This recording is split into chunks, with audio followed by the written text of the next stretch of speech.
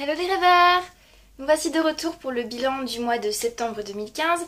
J'ai un petit peu de retard par rapport à d'habitude, j'en suis navrée mais l'organisation a été un petit peu compliquée. Mais enfin, je suis là et c'est parti! Alors, pour cette nouvelle vidéo, j'ai une quinzaine de lectures à vous présenter et je vais devoir faire vite parce que mon portable m'indique que je n'ai plus beaucoup d'espace. Donc, c'est l'occasion de faire un peu plus court que d'habitude.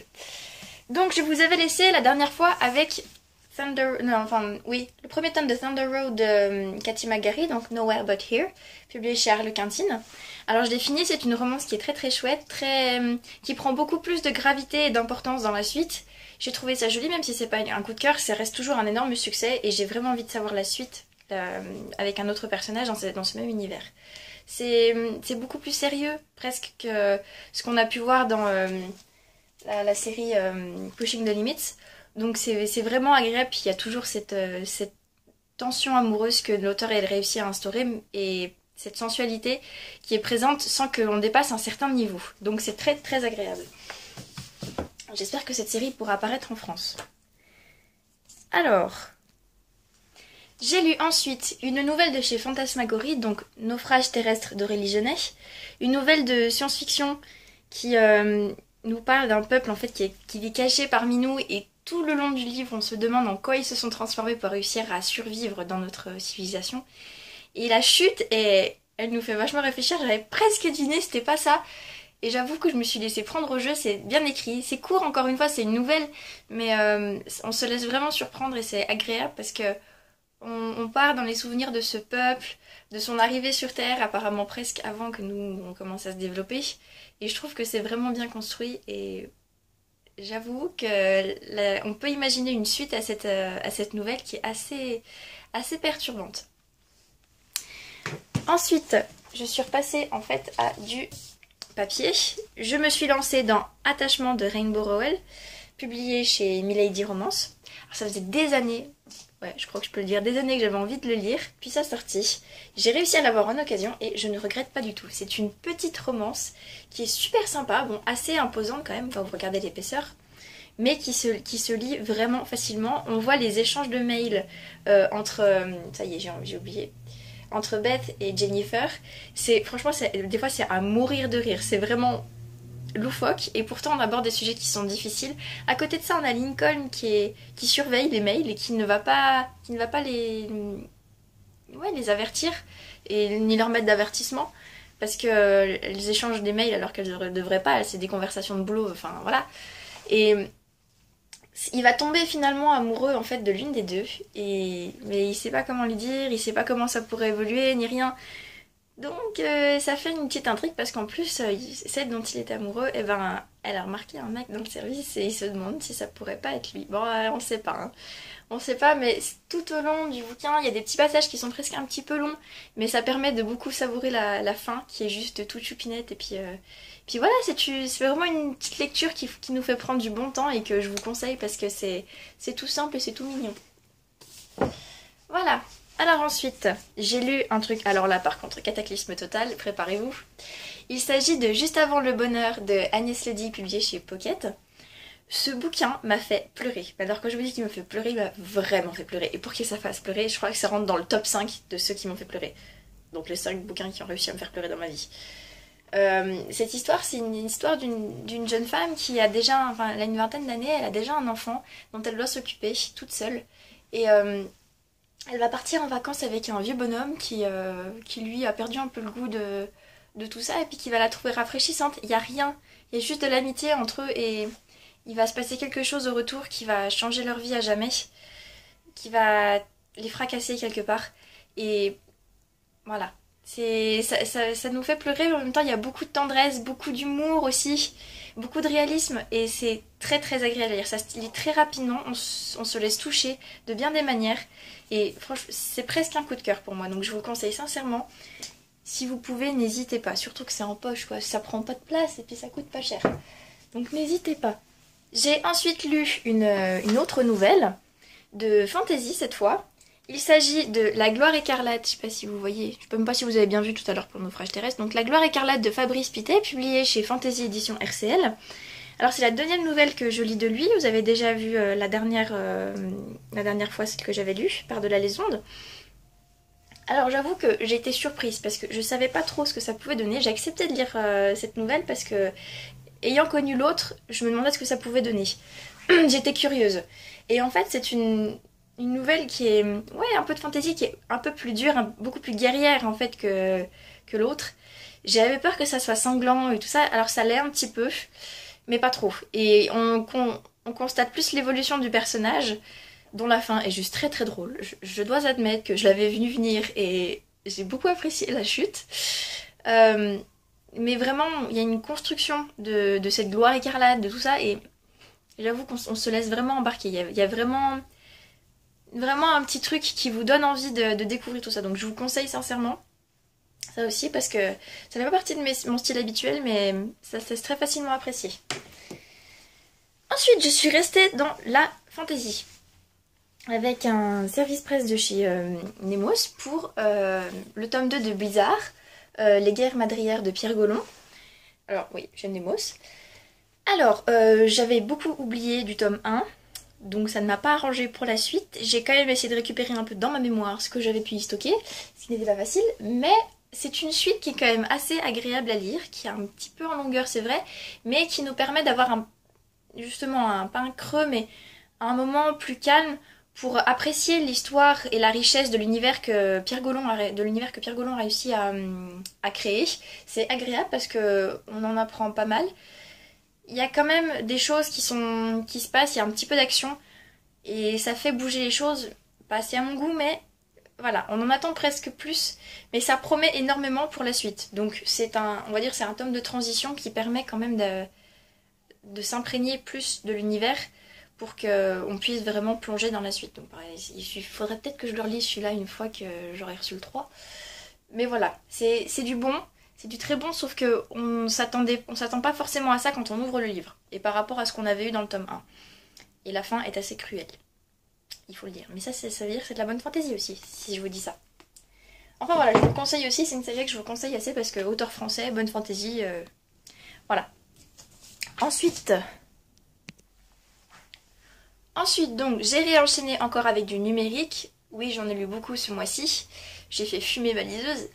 J'ai lu le tome 2 de Scorpie, donc Ceux qui vivent cachés de Roxane Dambre, publié aux éditions de l'Épée. Alors là aussi, ça a encore été une super aventure parce que je m'y attendais pas du tout.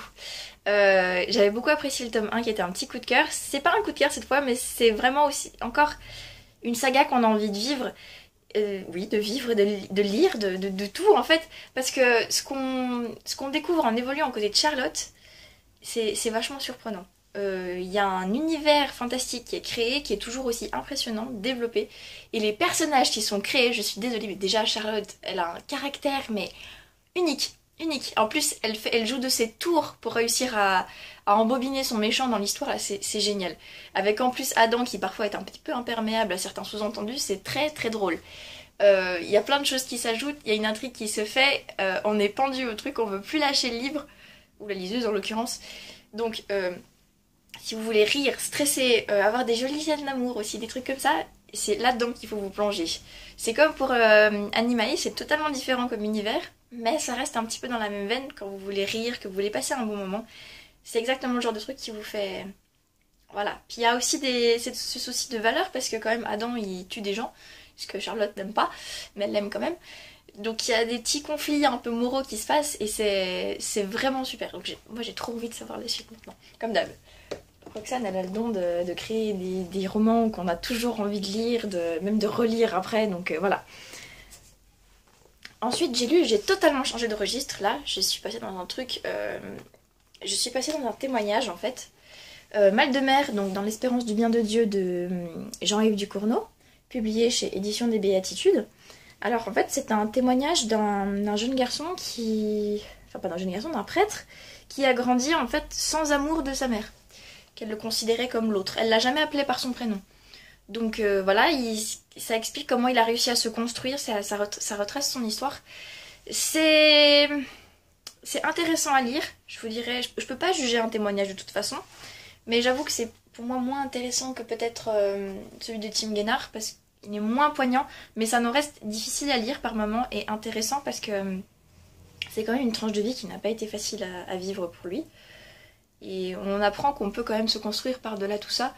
Et même si je regrette qu'il y ait parfois eu un petit peu trop de remarques scientifiques, parce que c'est quelqu'un d'érudit quand même qui parle, c'est quelque chose qui m'a assez marqué. Donc si vous pouvez le lire aussi, ça peut être intéressant parce que... Bon, après, il faut apprécier parce que c'est un témoignage un peu catholique quand même qui vous parle de religion. Donc, mais ça permet aussi à ceux qui ne croient pas de voir qu'on peut passer au-delà et d'accepter ce qu'on est, malgré tout.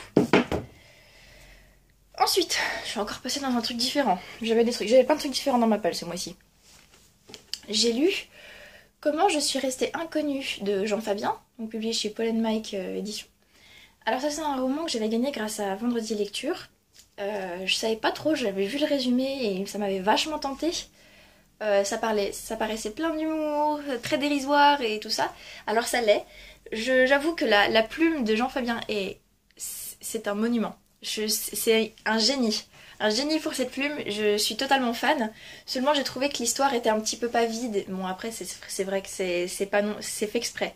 Je me rends compte, c'est fait exprès. Sauf que justement j'aurais presque voulu plus de profondeur. Parce que j'ai eu l'impression, il y a des moments que c'était plat. C'est dommage parce que c'est génial. La fin est un petit peu midinette, c'est sympa.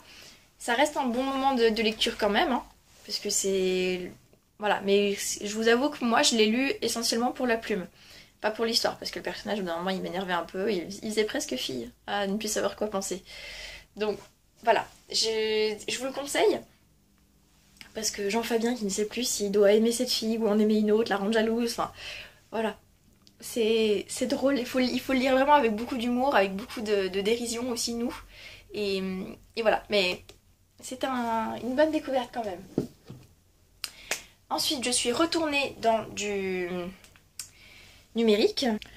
Donc cette fois-ci, j'ai plongé dans le tome 2 de Cœur de Flamme, donc l'héritier d'Iman et Tayo, publié chez Édition Plume Solidaire.